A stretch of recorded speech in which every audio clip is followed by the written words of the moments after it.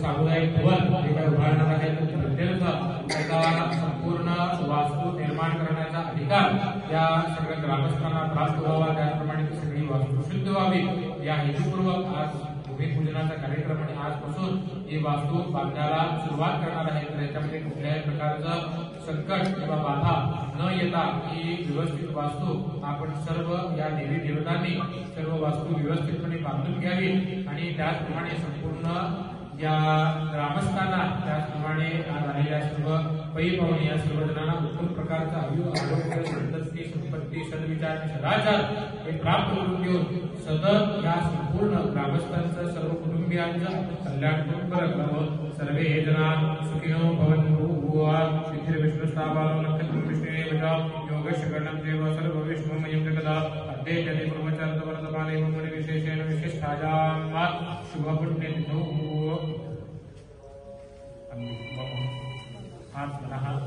धर्मशास्त्र पुराण फलप्राप्ति अर्थम इह ग्रामस्थ सर्व जन अनुज्ञया मम लक्ष्मी नाम्या यजमान्या अहम अस्माकं सर्वेषां सह कुटुम्बानां परिवाराणां द्विपद चतुष्पद सहितानां क्षेम स्थैर्य अभय आयु आरोग्य प्राप्त्यर्थं मुख्यतः इह वास्तु निर्माण अधिकार प्राप्त्यर्थं वास्तु शुद्ध्यर्थं वराह कुर्म सर्व भूमि देवनायक महागणपती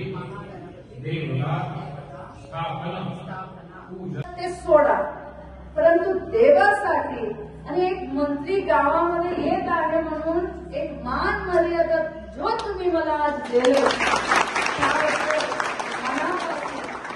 सर्वांचं मी आभारी आहे। काम करायचं माझा एक पद्धती आहे दादा।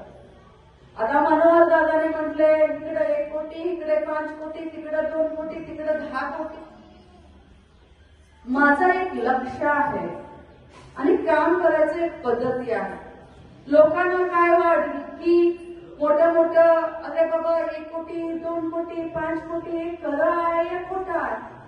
मी तुम्हाला आज सांगू इच्छितो हे खरं आहे या खोटं आहे म्हटलं तर तुम्ही विचारा त्या भागामध्ये त्या गावामध्ये कुठं कोणत्या गावामध्ये आम्ही आता नाव घेतलेलं आहे। तुमचं पै कोणी असणार, तुमचं सून काही असणार, तुमचं दोस्त मंडळी असणार, तुमचं रिलेटिव्ह असणार।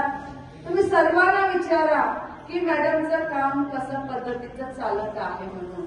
तुम्ही त्या भागात सोडा, पश्चिम भागात सोडा, सांगामध्ये काय काय केले जात्रामध्ये ते विचारा, सुळेभावीमध्ये काय केले ते विचारा, सिंदोळीमध्ये काय केले ते विचारा, आता कर्णिवृत्तीमध्ये किती मंदिरचं जीर्णोद्धार होत आहे आणि येणाऱ्या जात्रासाठी काय करत आहे ते विचारा।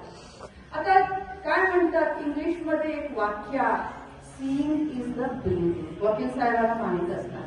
सीइंग इज बिलिव्हिंग म्हटलं तर प्रत्यक्ष बघितल्यानंतर तुम्हाला विश्वास येईल। प्रत्यक्ष बघितल्यानंतर म्हणजे कुणाचं ऐकून तुम्ही हे करू नका, फक्त स्वतःला म्हणजे पाहणी करू।